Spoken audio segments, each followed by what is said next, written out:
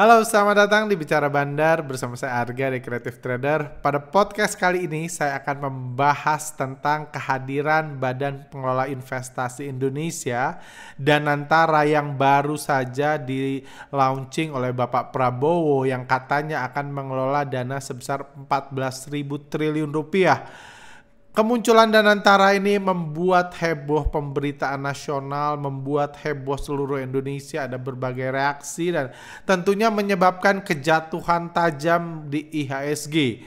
Jadi pada podcast kali ini kita akan kupas tuntas apa itu sebenarnya Danantara, apa aja aset yang dimiliki, bagaimana prospeknya ke depan, apakah kami prediksi akan baik atau akan justru jadi kasus-kasus seperti Jiwasraya, Asabri dan lain-lain, dan tentunya efeknya buat IHSG baik dalam jangka pendek dan jangka panjang dan efeknya buat investor retail. Sebenarnya saya minggu ini nggak ada rencana buat podcast. Saya juga minta maaf kalau saya terpaksa buat podcast karena jujur saya sudah menunggu untuk tidak membahas tentang Danantara karena saya expect ya YouTuber lain aja yang bahas, media lain, karena ini kan heboh nasional kan. Tapi saya minta tim nonton video-video YouTuber lain, katanya belum ada yang pas pembahasannya sesuai dengan apa yang kami mengerti, apa yang saya rasakan perlu diajarkan. Jadi saya memaksakan diri untuk sedikit bahas podcast karena sebenarnya saya lagi sedang inilah ya agak di ban dikit, tapi saya minta maaf. Mudah-mudahan setiap pihak yang menonton ini paham bahwa saya membahas ini sebagai pendukung Pak Prabowo, sebagai pendukung pemerintah, tapi juga sebagai YouTuber yang coba netral membahas sudut pandang saya tanpa ada maksud menjelekkan emiten tertentu atau direksi tertentu. Oke, langsung aja. Jadi kita bahas inilah video kita Danantara Indonesia. Danantara. Jadi kita bahas keseruannya. Oke. Pertama tentunya karena kita di bursa saham, tentunya kita lihat efek dari Danantara ini sangat luar biasa. Hari ini euforia Danantara di mana IHSG sampai mengalami penurunan, jatuh lebih dari 2%, 2,41% yang disebabkan karena aksi panik buying investor lokal seperti dibaca di market report ini sebesar 161,63 triliun rupiah. Jadi kita lihat para investor lokal memborong saham-saham yang ada di Danantara karena memang lagi euforia Danantara. Kita lihat BMRI hari ini diborong 328M, BBCA mungkin investor lokal ya kita tahu lah tingkat pengetahuannya. Mungkin dikira BBCA juga masuk Danantara jadi diborong 216M, Telkom diborong 8,8M dan masih banyak lagi saham-saham Danantara yang diborong oleh investor lokal. Di satu sisi ada juga ternyata saham Danantara yang nggak disukai investor lokal, BBNI, yang hari ini justru dijual investor lokal dan dibeli investor asing sebesar 53 miliar rupiah. Jadi overall lokal panik buying 1,63 triliun yang menyebabkan tentunya kehancuran IHSG. Seperti sudah ribuan kali kita bahas, kalau lokal panik buying, IHSG akan hancur dan selalu hancur. Tapi bagaimana ke depannya setelah ada Danantara, ada kekuatan baru dan lain-lain? Mari kita bahas, tapi sebelumnya kita bahas dulu tentang apa itu Danantara. Jadi kemarin jam 10 pagi Danantara resmi diluncurkan oleh Pak Prabowo didampingi Pak Jokowi dan Pak SBY, Pak Gibran, Pak Erick Thohir dan lain-lain. Dan ketika diluncurkan Danantara langsung diumumkan memiliki dana kelolaan sebanyak 900 miliar dolar. Jadi ini langsung masuk 10 besar SWF dunia, ada di peringkat 1, 2, 3, 4, 5, 6, 7, peringkat 7 dunia Danantara. Jadi ini luar biasa aset 900 miliar dolar di Danantara yang di launching oleh Pak Prabowo. Struktur organisasinya juga sangat solid. Sebenarnya dikepalai oleh Pak Prabowo, ada dewan penasehatnya ada Pak SBY dan Pak Jokowi, juga ada dewan pengawasnya Pak Erick Thohir, ada Mulyaman Hadad wakil ketuanya dan Ibu Sri Mulyani. sebagai anggotanya, dan direksinya ada 3, Pak Rosan, Pak Dani, dan Pak Pandu. Jadi ini juga ada rumor-rumor yang mengatakan Danantara tidak bisa diperiksa KPK. Ternyata itu salah, BPK dan KPK bisa memeriksa Danantara. Jadi kalau ada apa-apa, kalau dana kelolanya turun merugikan negara, mungkin bisa jadi kasus KPK seperti yang terjadi di Jiwasraya dan lain-lain. Jadi itu gambarannya. Dan Danantara sendiri dipimpin oleh 3 putra pilihan bangsa. Ini yang tadi dibilang Pak Dani, Pak Rosan, dan Pak Pandu. Dan aset Danantara sendiri seperti dikatakan $900 miliar atau 14.400 triliun, 14.500 triliun tergantung kurs masing-masing. Bukan cuma itu, dari pemberitaan Pak Prabowo sendiri langsung mengatakan selain diberikan aset berupa kepemilikan BUMN, Danantara juga diberikan uang cash hasil penghematan anggaran. Jadi kita semua tahu anggaran pendidikan, kesehatan, dan lain-lain semua dipotong oleh Pak Prabowo. Katanya sebagian uangnya dipakai buat makan bergizi gratis, dan sebagian lagi uangnya dipakai untuk Danantara sebesar 20 miliar dolar atau 325 triliun lah. Jadi bukan cuma dikasih aset berupa saham, aset berupa BUMN, tapi juga dikasih cash sebesar 325 triliun. Dan tentunya total aset yang dikelola adalah sebesar 14.400 triliun, seperti itu. Dan juga dikatakan Danantara ini targetnya mau mencontoh Temasek Holding dari Singapura. Yang kita tahu kalau kita belajar dari Temasek Holding, Temasek Holding punya saham-saham baik di Singapura seperti Singapore Airlines, seperti banyak bank-bank di Singapura. Di sini juga di luar negeri seperti AIA, Bayer, DBS, Visa, dan lain-lain. Jadi Temasek Holding menguasai berbagai macam saham di dunia, dan katanya Danantara juga ingin mencontoh Temasek Holding. Jadi harapan kita Danantara bisa punya aset perusahaan terbesar di dunia tentunya, termasuk kita tahu Temasek juga punya saham Gotoh, tentunya dia salah satu nyangkuters di Gotoh juga, seperti itu. Dan untuk jenderal investasinya dipilih Pak Pandu Syahrir. Sebenarnya beliau memang prestasinya tidak diragukan lagi, pernah jadi komisaris utama di BEI, beliau yang mendukung penutupan Kode Broker pada saat itu, juga investor awal di Bukalapak. Beliau salah satu investor yang mula-mula di Bukalapak yang bisa menjadikan Bukalapak jadi IPO terbesar di Indonesia sampai detik ini, mengalahkan IPO BCA, BRI, Gotoh, dan lain. Bukalapak nomor 1 tentunya sebelum tutup lapak sekarang ya, seperti itu. Beliau juga, tapi yang agak saya kurang impress dengan karir beliau. Beliau itu pemegang saham dan wakil direktur di Toba, dan dalam 3 tahun terakhir Toba ini sahamnya turun 65% di bawah kepemimpinan beliau. Yes, masih lebih bagus dari Unilever memang, tapi ya ada juga saham-saham lain yang kinerjanya masih lebih bagus dari Toba yang nggak turun 65% dalam 3 tahun terakhir. Beliau juga founder, beliau juga ahli di bidang startup. Jadi kita lihat Temasek juga kan banyak invest di startup seperti Airbnb, seperti Roblox, seperti Gotoh. Beliau juga ahli di bidang startup. Beliau udah beliau punya venture capital namanya AC Ventures, dan invest di Sendit, Karsam, Alami, Aruna, yang dilaporkan. Kalau menurut laporan katanya beberapa startup yang beliau invest sampai hari ini masih jalan, seperti itu. Jadi itu latar belakangnya. Saya pribadi saya akui beliau hebat. Saya akui beliau punya pendidikan tinggi dan lain-lain, tapi menurut saya di bursa kita, saya bahkan sempat mention di Telegram, di bursa kita ada tokoh-tokoh lain yang sebenarnya lebih sukses terbukti di bursa saham kalau fokusnya adalah di bursa saham, memiliki saham-saham seperti Temasek ini kan. Ada Pak PP, ada Pak Beni, dan banyak lagi pihak-pihak yang punya pengalaman punya prestasi lebih gemilang di bursa saham gitu. Ada Pak Antoni Salim juga, saham DCI-nya naik ribuan persen kayak gitu, dan ada banyak investor-investor yang memang punya kemampuan lebih gitu, tapi dipilih beliau. Ya kita akui, kita percaya Pak Prabowo dan seluruh tim Danantara sudah melakukan fit and proper test, dan beliau adalah ini terbaik tentunya, calon yang dipilih seperti itu. Jadi cuma kita lihat, cuma ya itu dia, saya prefer sih ada ini dipegang oleh Pak PP atau Pak Beni atau Pak Antoni Salim atau siapapun lah kayak gitu, yang pengalamannya menurut saya lebih banyak di bursa saham kayak gitu.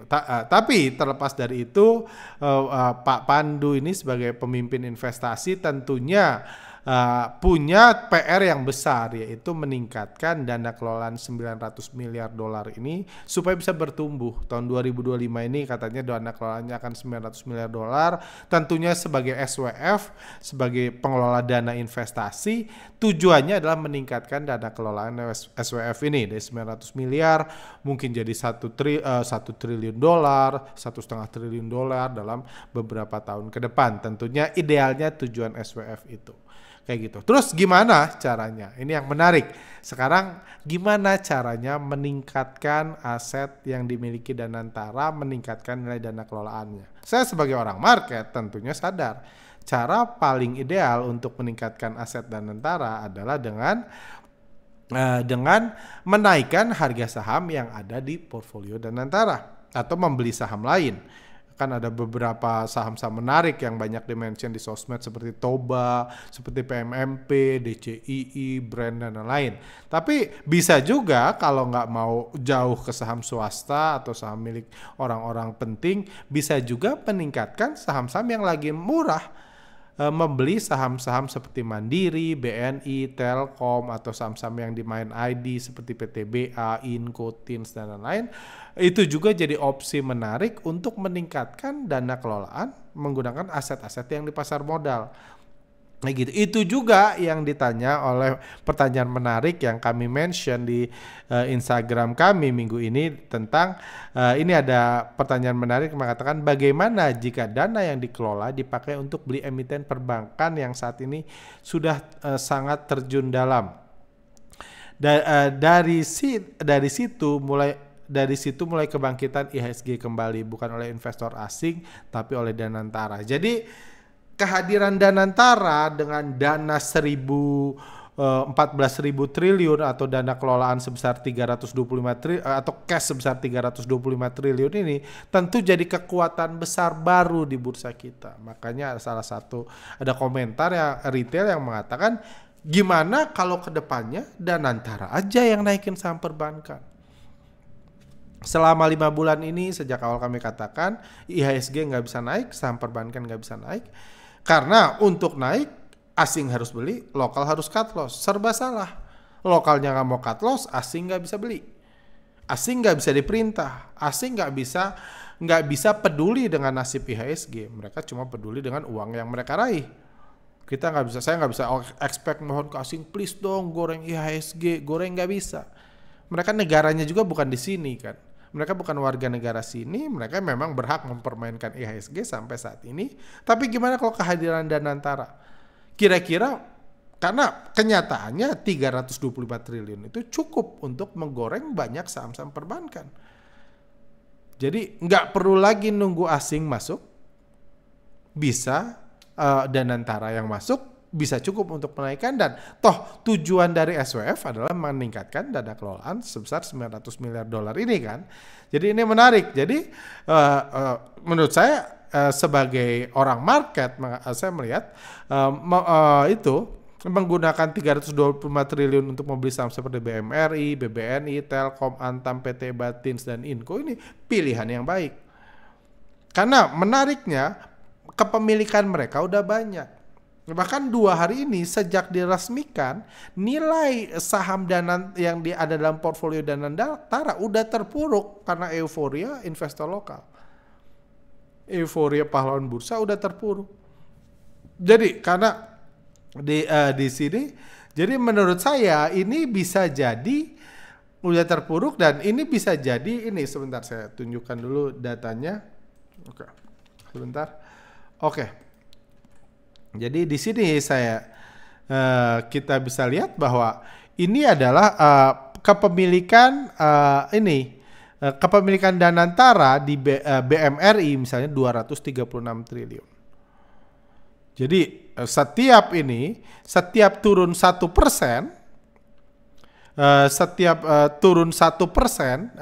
saham BMRI kurang lebih akan turun 1,5 triliun dana kelolaan Danantara. Kalau hari ini turun 3%, berarti turun hampir 5 triliun dana kelolaan Danantara. Itu cuma di BMRI, belum di Telkom, belum di BBNI dan lain-lain, belum di Antam, belum di Inco dan lain-lain. Jadi tentunya langkah baiknya Danantara mengcover karena kita tahu kejatuhan saham ini disebabkan karena aksi panik buying pahlawan bursa. Karena pahlawan bursa panik buying jatuh. Kalau gitu nextnya jangan pahlawan bursa yang suruh beli. Kalau asing mau jualan, Danantara aja yang masuk. Jadi ini merubah peta kekuatan di bursa kita. Jadi sebelumnya kita tahu peta kekuatan di IHSG adalah pertarungan antara investor asing dan pahlawan bursa. Kalau investor asing beli, pahlawan bursa cut loss, harga naik. Kalau investor asing jual, pahlawan bursa panik buying, harga hancur. Gitu terus, udah berbulan-bulan. Orang yang membenci kami sampai menghilang gitu aja karena yang kami katakan semuanya terbukti benar. Investor asing jualan, pahlawan bursa panik buying hancur seperti hari ini. Pahlawan bursa cut loss, investor asing beli, terbang. Gitu aja bolak-balik, nggak selesai-selesai. Dan tentunya kondisi ini udah nggak enak buat pahlawan bursa yang ruginya semakin hari semakin banyak. Yang semakin dalam, semakin nyangkut, semakin susah suruh cut loss. Jadi tentunya kehadiran Danantara sebagai pemain baru, kalau dia di bursa saham, tentunya ini jadi pertarungan seru, merubah peta kekuatan di IHSG. Karena nggak bisa dipungkiri, ini cash yang dimiliki Danantara itu 325 triliun. Ini cukup untuk membeli seluruh kepemilikan asing di Mandiri. 152 triliun lagi nih. Bisa dibeli semua sama Danantara. Kalau semua kepemilikan asing di BMRI dibeli sama Danantara, artinya mayoritas artinya uang jatah asing, artinya asing tidak mengandalkan, tidak bisa lagi mempermainkan saham BMRI. Karena semua kepemilikan asing dibeli sama Danantara. Danantara punya cukup uang hari ini aja, punya cukup uang untuk membeli BMRI. Danantara punya 325 triliun. Telkom juga bisa dibeli semua. Sorry. Jadi Telkom nggak usah hancur, nggak akan dipermainkan lagi harga sahamnya sama asing, karena sahamnya semua diborong sama Danantara. Kepemilikan Danantara lebih besar di BMRI dan di Telkom. Jadi Danantara bisa dapat dividen lebih besar. Dan kalau Danantara udah menguasai, pastinya harga saham BMRI dan Telkom bisa jauh lebih mudah naik, yang akan meningkatkan dana kelolaan Danantara secara keseluruhan. Juga bisa borong BBNI yang kepemilikan asing cuma 41 triliun. Bayangkan kalau saham ini bisa kayak brand semua, karena semua sahamnya dikuasai oleh Danantara. Alangkah indahnya. Kayak gitu. Jadi ini sangat menarik kejadiannya gitu. Cuman satu hal, dan kalau kita lihat ini misalnya BMRI, harga sahamnya terpuruk karena asing jualan terus. Kenapa terpuruk karena asing jualan terus? Karena yang beli pahlawan bursa, yang beli retail, ya hancur. Kalau yang beli Danantara belum tentu terpuruk. Karena duitnya ratusan triliun. Danantara bisa bilang, lu jual semua aja gue beli sekarang. Seperti itu. Jadi itu BMRI kepemilikannya asing cuma 152 triliun. Telkom juga yang hancur karena asing terus jualan. Kepemilikan asing sisanya bisa dibeli. Sorry, saya lagi kurang sehat. Kepemilikan asing sisanya bisa dibeli oleh Danantara. Begitu juga dengan BBNI yang hancur karena asing jualan, bisa dibeli juga oleh Danantara. Jadi ini menarik kayak gitu. Itu juga, saya percaya ini juga yang menyebabkan hari ini IHSG hancur. Karena investor lokal sadar akan peluang tersebut. Kedepannya ketika Danantara uangnya sudah bisa dipakai, ada kekuatan lain di IHSG. Makanya lokal borong, BMRI diborong, Telkom diborong, dan saham-saham kita lihat saham-saham Danantara, semua yang diborong lokal semuanya hancur. Hari ini BMRI turun 3%, Telkom turun 5%, Inco turun 6%, Antam turun 0,3%, PTBA turun 0,76%. Hanya BBNI yang naik. Kenapa? Karena BBNI justru dijual oleh investor lokal, dibelinya sama asing.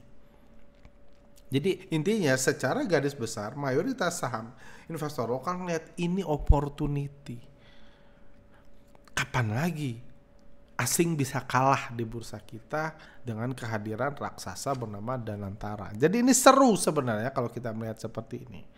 Tapi sebenarnya ada juga yang protes. Kenapa? Kena protes kalau asing beli, kalau Danantara borong saham asing. Artinya apa? Kalau let's say di sini asing beli BMRI 150 triliun. Seluruh saham asing di BMRI dibeli sama Danantara. Punya duit. Tapi artinya 154 triliun uang Danantara dikasihkan ke asing. Jadi asing bawa pulang 158 triliun. Let's say minggu depan itu transaksinya terjadi.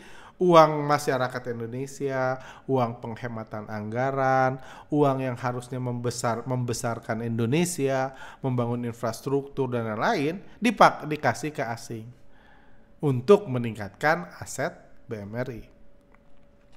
Yes, BMRI dibeli semua, jadi setelah itu saham BMRI di bawah kendali Danantara, dan mudah-mudahan kita doakan kalau itu terjadi bisa seperti Brand, seperti DCI dan lain-lain, karena nggak ada lawan kuat lagi Danantara di situ. Tapi di sisi lain uang 154 triliunnya dikasihkan ke asing. Ada yang ngerasa aku kasih, ya harusnya jangan gitu, sekarang negara lagi susah, masa uang 154 triliun dikasih ke asing. Seperti itu. Ada yang pro kontra nih kalau Danantara beli sahamnya asing. Ada yang menganggap daripada beli saham asing, mendingan beli saham pahlawan bursa. Karena pada intinya kalau Danantara mau masuk, yang bisa jual cuma dua. Kalau nggak pahlawan bursa ya asing. Kalau asing tadi duitnya dibawa pulang ke negara orang. Duit penghematan APBN kita dikasihin ke asing.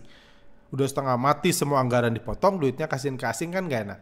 Gimana kalau belinya dari pahlawan bursa aja? Jadi duitnya dikasih ke masyarakat Indonesia. Jauh lebih baik. Dan terbukti sekarang setiap lokal cut loss harga saham-saham Danantara akan terbang. Setiap lokal beli, setiap pahlawan bursa beli, harga saham Danantara akan jatuh. Karena nggak ada pilihan. Kalau Danantara mau beli, yang jual either asing atau pahlawan bursa. Kalau asing nanti kasihan, uangnya dibawa pergi sama asing. Kalau gitu beli aja saham pahlawan bursa. Jadi kedepannya kalau skenario ini yang terjadi, pahlawan bursa harus dipaksa cut loss. Sekarang kan nggak mau jual ke asing nih pahlawan bursa. Kedepannya harus dipaksa, atau kasih undang-undang, atau kasih denda dan lain-lain, supaya pahlawan bursa menjual sahamnya ke Danantara. Bukan buat tujuan buruk, ini buat masyarakat. Supaya masyarakat punya duit. Supaya ekonomi berputar, karena masyarakat dikasih uang sama pemerintah, dia menjual sahamnya ke Danantara, Danantara membeli saham mereka, dan uang Danantara, uang penghematan anggaran dikasih ke masyarakat supaya ekonomi Indonesia yang maju, bukan ekonomi luar negeri. Yang terjadi kalau pertarungannya Danantara beli sahamnya asing. Seperti itu. Saya sih lebih setuju ini. Tapi pertanyaannya, mau nggak pahlawan bursa cut loss? Jadi balik lagi, apapun skenarionya, seperti saya katakan, apapun skenario yang mau beli asing, yang mau beli Danantara, yang harus terjadi sebelumnya adalah lokalnya harus mau cut loss dulu. Nggak ada pilihan lain untuk saham-saham perbankan. Untuk saham BMRI, BBNI, BDMN atau apapun, nggak ada pilihan lain. Lokalnya harus cut loss. Kenapa ya? Karena di harga sekarang mayoritas lokal cut loss. Anda pengen bangkitnya sekarang kan? Kalau Anda nunggu 3 bulan lagi mungkin udah lebih hancur lagi sahamnya. Anda harus cut loss di level lebih rendah, bukan Anda. Orang di luar sana, sorry. Anda kan di sini udah pintar kan, yang nonton podcast ini udah pintar, harusnya Anda nggak nyangkut di BMRI, di BBNI dan lain-lain. Kalau di luar sana harus cut loss supaya dibeli sama Danantara. Itu skenario yang dipikirkan, menurut saya the best. Masyarakat berkorban, pahlawan bursa berkorban untuk dana kelolaan Danantara bisa tumbuh, sementara uang penghematan APBN disalurkan ke masyarakat Indonesia untuk berputarnya ekonomi Indonesia. That's the best scenario. Seperti itu. Cuma lucunya lagi, jadi ada itu saya udah cukup yakin that's the option terbaik. Tapi setelah saya ngobrol-ngobrol, jadi 3 hari terakhir ini saya ngobrol sama ahli investasi, ahli politik, ahli bandarmologi tentang Danantara. Dan lucunya lagi ada turn yang lain, ada plot twist yang lain dalam pidato Pak Prabowo mengatakan investasi awal Danantara itu bukan buat saham, katanya bahkan buat hilirisasi sampai pembangunan AI. Ajaib banget ini. Jadi duitnya si 325 triliun itu katanya mau bangun hilirisasi dan pembangunan AI. Jadi menurut saya ini aneh, dana kelolaan, katanya manajer investasi nih, tapi malah mau bangun pabrik, bangun infrastruktur. Karena menurut saya, kalau Danantara goalnya adalah membesarkan BUMN, perusahaan-perusahaan BUMN seperti Bank Mandiri, BNI, Antam, PT Timah dan lain-lain, itu apa bedanya sama Kementerian BUMN sebelum Danantara? Bukankah tugas Kementerian BUMN juga membangun semua itu? Kenapa sekarang harus ada Danantara? Jadi bingung dong, ini tanggung jawab siapa sebenarnya membesarkan BUMN ini? Kan bingung kan? Membangun infrastruktur, ini hilirisasi misalnya. Hilirisasi buat nikel. Berarti membesarkan Inco kan? Kurang lebih. Atau menguntungkan Inco. Bukankah itu tugasnya BUMN? Kementerian BUMN sebelumnya? Bukankah sebelumnya juga itu udah terjadi tanpa ada Danantara di era kepemimpinan Jokowi? Kenapa sekarang perlu ada Danantara? Jadi saya agak bingung, ini plot twist yang lain dari Danantara. Terus kalau membangun fasilitas itu kalau membesar, kalau pertambangan, membangun fasilitas pertambangan, bukannya itu tugasnya Kementerian ESDM ya? Energi Sumber Daya Mineral, udah jelas. Kenapa jadi ada Danantara? Nanti tabrakan dong. Lucu banget gitu. Misalnya budget Kementerian ESDM dipotong, dikasih Danantara untuk melakukan pekerjaannya Kementerian ESDM. Jadi agak bingung menurut saya ini. Nah, kalau mau buat perusahaan yang bangun AI, bukannya itu harusnya tugasnya Menkominfo ya? Kenapa jadi tugas Danantara? Namanya manajer investasi, pengelola dana investasi, tapi malah ngebangun hal yang lain-lain. Kan bingung ya jujur. Saya sih bingung kalau ini plot twist beneran yang terjadi. Terus yang lebih bingung lagi, kalau itu terjadi, gimana ngitung keberhasilan dan kegagalan investasi Danantara? Publik kan ini nih udah diberitakan nih. Dikasih dana 900 miliar dolar, 14.500 triliun. Danantara mulai 14.500 triliun. Artinya, sekarang dikatakan itu, kalau investasi Danantara berhasil, di tahun-tahun yang akan datang, bisa jadi 15.000 triliun. Bisa jadi 16.000 triliun. Itu artinya investasi Danantara berhasil kan? Dan itu untuk berhasil, tadi saya jelaskan caranya ya naikin harga sahamnya. Dana kelolaan kayak sama seperti reksadana kan. Reksadana saham hanya akan bertumbuh dana kelolaannya kalau harga sahamnya naik.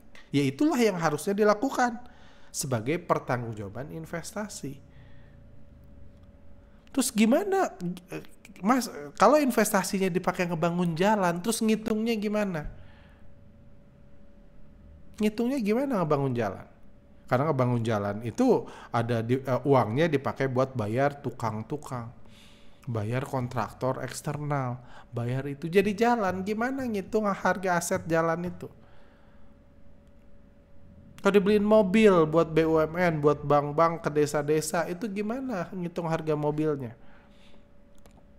Kalau jadi total dana kelolaan Danantara, saya bingung gimana keberhasilannya, gimana meningkatkan 900 miliar kalau asetnya adalah aset-aset yang bisa dibilang intangible, yang susah ngitungnya. Bahkan kalau saya berburuk sangka, kalau bisa bilang, kalau ada yang bilang ya udah ngitungnya pakai kecap aja, pakai ilmu fundamental. Jadi mengelola ini misalnya membangun satu pabrik misalnya pengolahan nikel, investasinya 100 triliun, investasinya 50 triliun, tapi dihitung pakai ilmu kecap, pakai fundamental, valuasinya dibilang 200 triliun. Oh, langsung meningkat. Investasinya 50 triliun, valuasinya langsung dianggap 200 triliun dikali 4. Kalau gitu, kalau ada dana yang digelapkan kita nggak tahu karena valuasinya langsung digelembungkan pakai ilmu kecap, pakai ilmu fundamental, pakai ilmu valuasi. Tinggal bayar aja tukang kecap, tukang valuasi menggelembungkan investasi yang dilakukan Danantara. Itu kan nggak fair. Kalau saham kan jelas, spesifik harga sahamnya berapa dikali jumlah saham Danantara, fair. Kalau dibelikan saham Danantara ketahuan nih, beli 100 miliar ya harus beli sejumlah saham, harusnya fair, gampang diaudit. Kalau beli aset gimana ngitung valuasinya? Gimana kita tahu Danantara ini bertumbuh? Kalau tidak, kalau dipakai di investasi sektor real. Kenapa? Karena menurut saya kalau mau investasi sektor real, ya pakai Kementerian BUMN aja. Kita kan nggak pernah dikasih tahu kan dana kelolaan Kementerian BUMN berapa? Tingkat keberhasilan Kementerian BUMN simple. Dividen yang diberikan BUMN yang meningkat itu artinya udah berhasil, selesai. Mau dipakai bangun tambang, bangun smelter, terserah Pak Erik.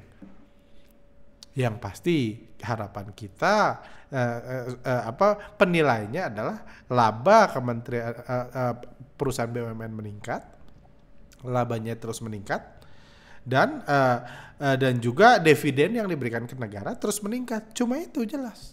Mau bangun apa kita nggak peduli kan, kita nggak pernah peduli, nggak pernah ada angkanya juga kan yang diinvestasikan berapa, dan ini malah dibilang 900 miliar dolar, tapi nextnya tahun depan nggak tahu ngitungnya gimana. Kalau dipakai buat jalan, dipakai beli truk, beli apa lain-lain kayak gitu. Karena uang yang diinvestasikan buat pembangunan nilainya nggak bisa dihitung secara eksak dalam portfolio Danantara seperti itu. Karena itu, jadi saya bingung nih. Terus jadi saya mulai bedah portfolio Danantara, bedah aset Danantara. Tadi kan dibilang ini 7 BUMN jumbo yang masuk Danantara, masing-masing ada kepemilikan negaranya seperti PLN 100% kepemilikan negara, Pertamina 100%, Main ID dan lain. Jadi saya hitung nih. Saya penasaran. Katanya kan 14.000 triliun kan, saya coba hitung. Saya hitung aset-aset kan ini katanya aset Bank Mandiri ada 2.174 triliun, ini kata-kata data kan. Jadi saya mulai hitung nih. Aset Bank Mandiri 2.400 ini beda periode, tapi ini 24-27 triliun, ada aset Main ID dan lain-lain, aset PLN 1691, ini data dari googling, data laporan keuangan. Akhirnya ketemu kalau di total, ini total asetnya misalnya 24-27 triliun, tapi kepemilikan negara di Mandiri itu cuma 52%. Berarti sebenarnya aset Bank Mandiri yang milik negara yang dikelola Danantara harusnya cuma 1.262 triliun. Telkom 286 triliun asetnya, karena 52% kepemilikan negara di Telkom harusnya 149 triliun. PLN asetnya 1691 triliun karena kepemilikan negara 100%, jadi ya 1691 triliun, fair. Pertamina 1390, 1390. Menariknya Kalau semua ditambah cash 324 triliun yang tadi kita lihat, tambahan cash, kalau dihitung total aset Danantara itu cuma 6.950 triliun. Kalau cuma BUMN ini plus cash. Jadi nggak nyambung sama 14.500 triliun. Jadi menurut saya, jadi ini sebenarnya ngitung apa nih kok angkanya beda. Dan bukan cuma itu, sebenarnya aset yang sebenarnya dari perusahaan ini sebenarnya bukan aset, tapi harusnya ekuitas.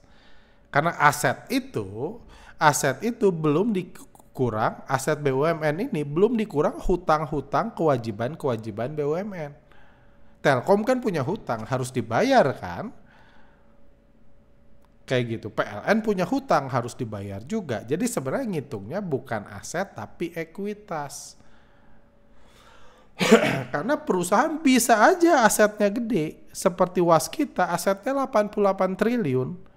Tapi perusahaannya kita tahu udah dituntut pilot sejak lama, nggak sanggup bayar duit.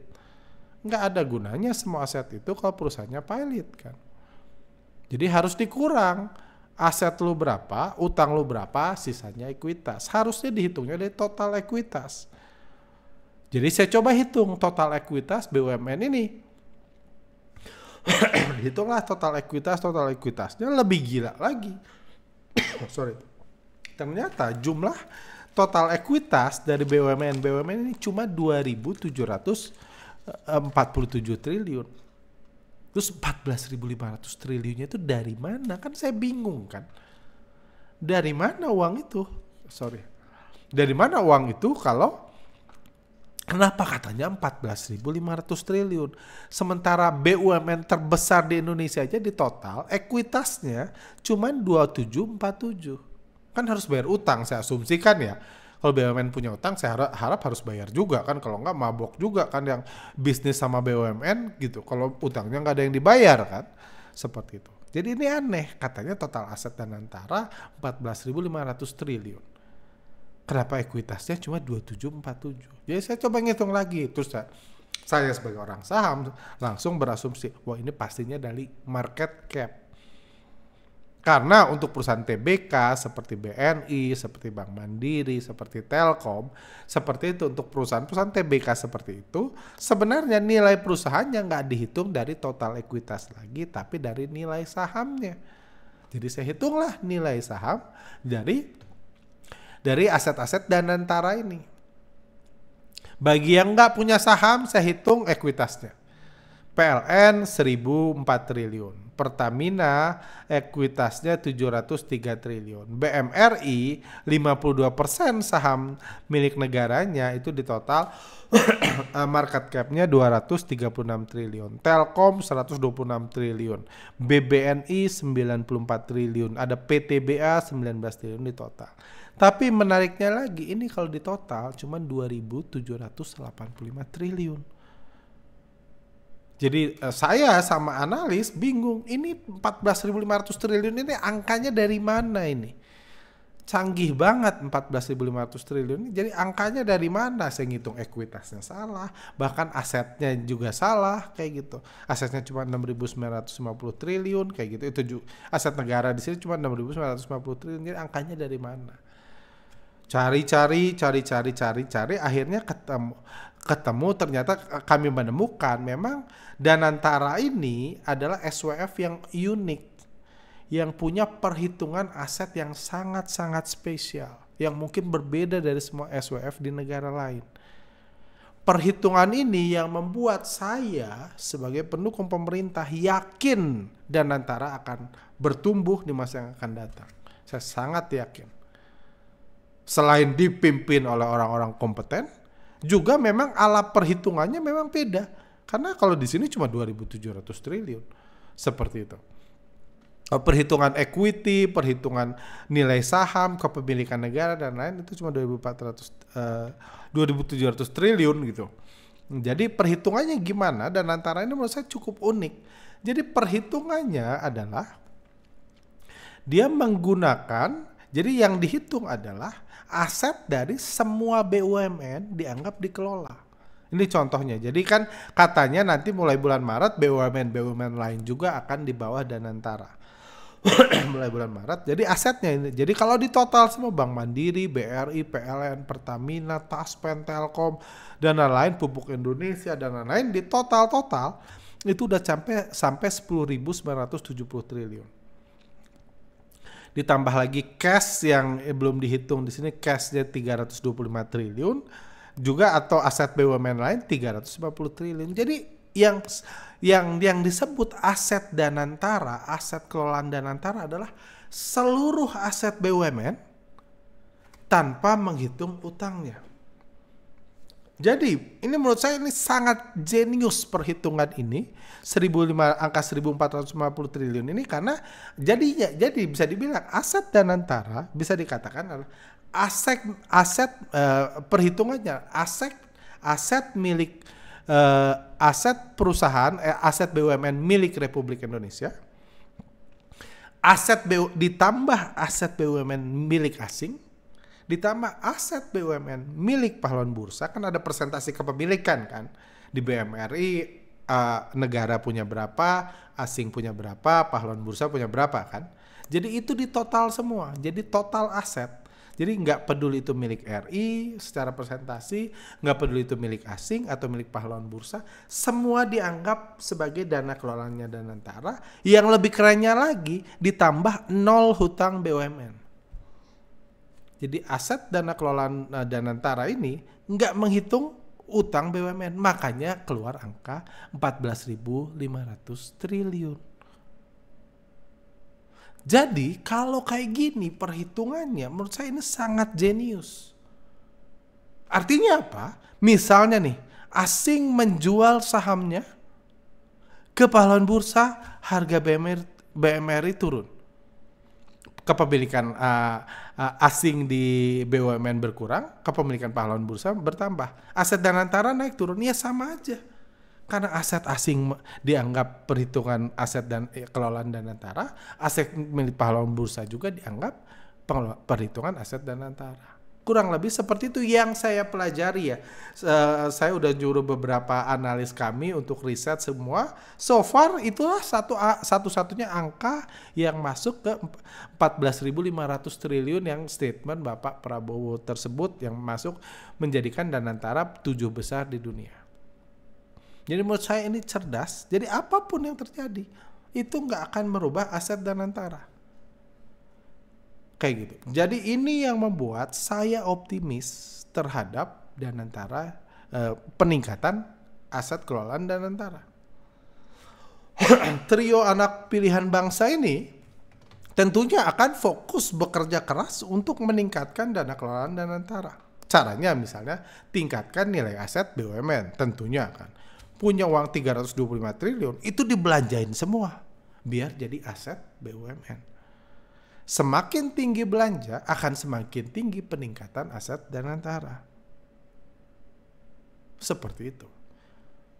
Jadi kalau Anda beli, misalnya contohnya mau beli mobil gitu, mau beli mobil listrik 500 juta.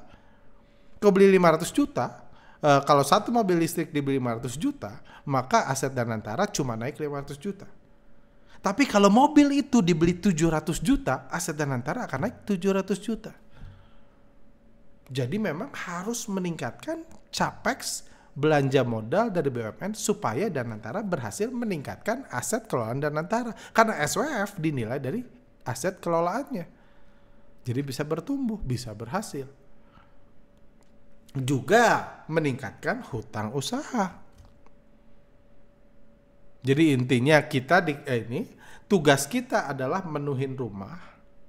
Kalau analogi sederhananya, kita diberi tugas sama orang tua kita, tolong penuhin rumah saya dengan furniture, pakai uang yang saya kasih 325 juta dan pakai kartu kredit yang saya kasih tanpa limitnya, unlimited.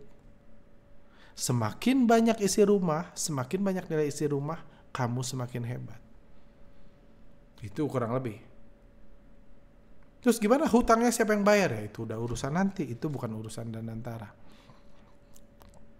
Ya seperti itu. Jadi bisa gesek kartu kredit, beli mobil, beli furniture yang mahal, beli itu gesek kartu kredit kalau uang 325 jutanya sudah habis, analoginya seperti itu.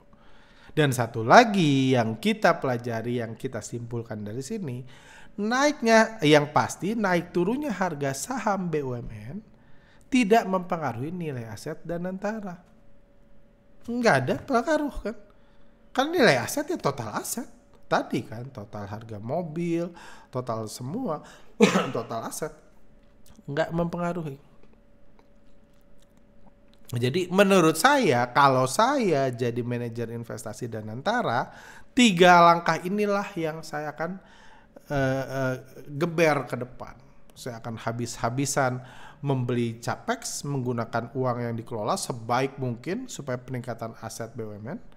Saya akan men-encourage BUMN punya hutang lebih banyak, hutang usaha tentunya ya, hutang usaha lebih banyak supaya karena hutang naik, aset juga naik. Dan yang dihitung kan cuma asetnya kalau versi Danantara.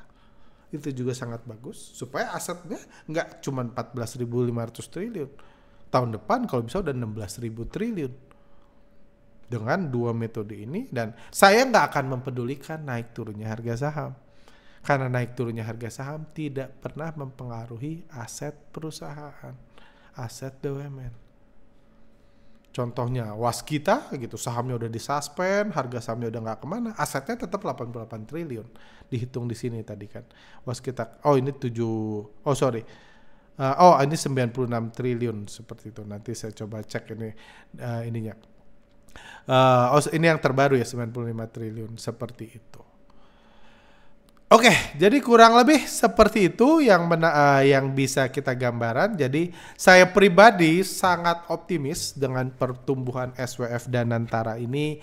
Saya percaya tahun depan dana kelolaannya bukan cuma 14.500 triliun, bisa 16.000 triliun, 17.000 triliun. Tetapi sebagai investor kita harus tahu bahwa Danantara nggak ada hubungannya sebagai bursa saham, at least yang saya mengerti. Kalau saya salah, Anda punya data lain, argumen lain, silahkan. Saya happy diperbaiki karena saya pribadi tidak dijelaskan langsung oleh Danantara. Saya hanya membaca berbagai source yang ada di internet dan itu kesimpulan saya. Jadi itu juga yang membuat saya sangat optimis Danantara akan meroket ke depannya.